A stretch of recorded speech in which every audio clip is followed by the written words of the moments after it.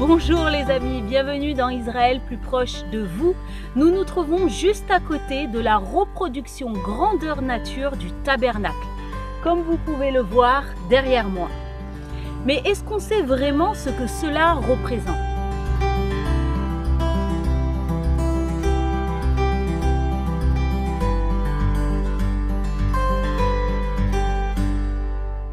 Le tabernacle originel est un sanctuaire qui abritait l'arche de l'Alliance au temps de Moïse. C'était avant tout un lieu de culte pour les Hébreux pour qu'ils puissent rentrer en connexion avec le Très-Haut. Immersion immédiate avec nos guides Loïc et Ben. Bonjour Ben, Boker Tov. בוקר טוב, ברוכים הבאים לדגם המשכן. Il vous souhaite la bienvenue à l'intérieur du tabernacle. אז בואו ניכנס כבר פנימה. Venez, on va entrer à l'intérieur. אז עכשיו אנחנו נמצאים בתוך החצר. Alors là, nous sommes dans le parvis. כאן בעצם נבנה בגלל שאלוהים ביקש מבני ישראל לבנות למקום כדי שיוכל לשכון בתוך האנשים. C'est ici en fait, tout le peuple en entier pouvait venir apporter les sacrifices ici dans le parvis. אוקיי? וזה מה שהם עשו, הם בנו משכן, בגלל זה קוראים לזה משכן, dwelling place, מקום שאפשר לשכון בתוכו. Et pourquoi donc on a appelé ça le Mishkan? Il faut savoir que Mishkan, ça se dit en français le lieu de la rencontre. Donc c'est un lieu où le peuple venait rencontrer Dieu. בתוך החצר היה את המזבח, מזבח הנחושת, ומאחוריו את הכיור. Alors, qu'est-ce qu'on retrouvait dans le parvis? Deux choses. L'autel des sacrifices et après l'autel des sacrifices, la cuve d'airain, d'ablution pour les souverains sacrificateurs. מספר בראשית אלוהים רוצה להיות בנוכחות של האנשים, הוא רוצה שאנשים יכירו אותו ושהוא יכיר אותם. À partir du livre de la Genèse, Dieu a toujours voulu que les hommes le connaissent et il a voulu aussi se révéler aux hommes. אבל יש בעיה. Mais il y a eu un problème. בבן אדם יש חטא. Il y a le péché dans l'homme. לכן הדבר הראשון שאנחנו רואים פה בתוך המשכן זה המזבח, מזבח הקורבנות. פה היו מעלים את קורבן החטאת. Et qu'est-ce qu'on voit quand on entrait à l'intérieur donc du parvis? La première chose que les enfants d'Israël voyaient, c'était l'autel des sacrifices pour rappeler qu'il y avait un problème pour aller à la rencontre de Dieu, c'était le péché. Et même dans l'Ancien Testament, il est dit en fait que l'âme de toute chair est dans le sang. בגלל זה אנחנו רואים את זה פה כסמל, מופיע כל פעם. Et c'est pour ça en fait que c'est un symbole en fait.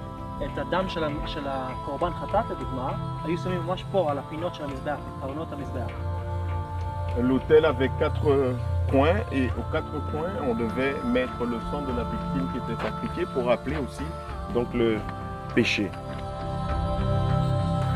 Alors là on voit la cuve d'airain. אוקיי, לכיור אין מידות, אנחנו לא יודעים מה הגודל שלו.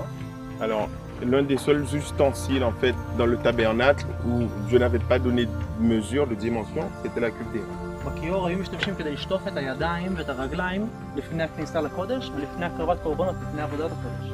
Alors là c'était cet ustensile était utilisé uniquement pour les sacrificateurs qui avec ce bol devaient prendre de l'eau et devaient se laver les mains et les pieds avant d'entrer dans le lieu saint et avant même d'officier pour opérer les sacrifices, ils devaient aussi se laver les mains.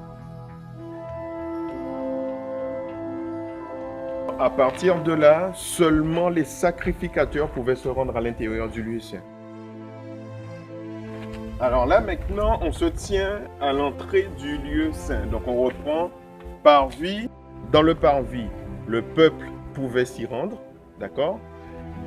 À partir de là, seulement les sacrificateurs. עכשיו אנחנו נמצאים בתוך הקודש. Alors là, nous sommes à l'intérieur du lieu saint. ובתוך הקודש היו שלושה דברים, היה את המנורה, את שולחן לחם הפנים ואת מזבח הקטורת. On retrouvait 3 ustensiles à l'intérieur du lieu saint. Le premier ustensile se trouvait à gauche, donc on a le chandelier d'or. En face du chandelier, on avait la table des pains de proposition. Et en face, juste à l'entrée de l'autre pièce que vous allez voir tout à l'heure, on avait l'autel des parfums.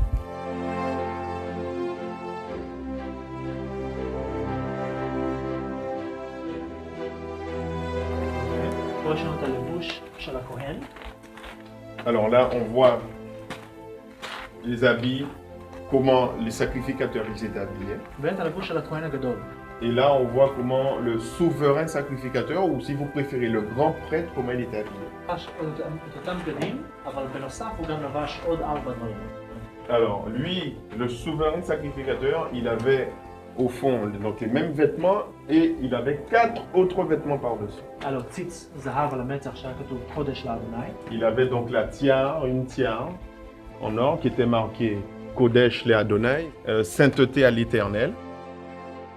L'éphod, on avait donc 12 pierres qui reprenaient en fait le nom des 12 tribus d'Israël. וגם 12 שמות בני ישראל.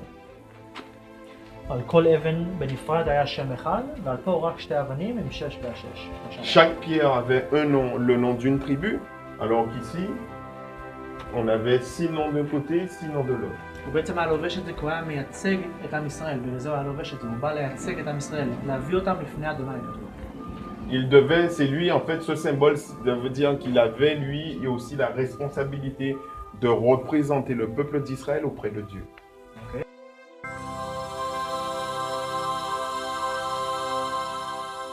Alors là, on se trouve maintenant à l'intérieur du lieu très saint, ou à l'intérieur du Saint des Saints. בתוך הקודש הקודשים היו 3 דברים. À l'intérieur donc du lieu très saint, il y avait 3 choses. היה את ארון הברית, L'arche de l'Alliance, לפני הארון היה את מטה הארון, המקל, ואת צנצנת המן שהם אכלו במדבר, ושתי אלה היו לפני הארון, על המזבח. alors à l'intérieur de l'arche de l'Alliance, il y avait 3 choses.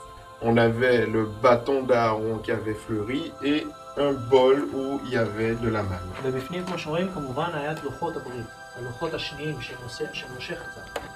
Et donc comme vous l'avez vu, important de rappeler qu'à l'intérieur de l'arche de l'Alliance, il y avait les 2 tables de la loi d'où étaient écrits les 10 commandements. Okay. עכשיו, על הארון הברית היה את הכפורת.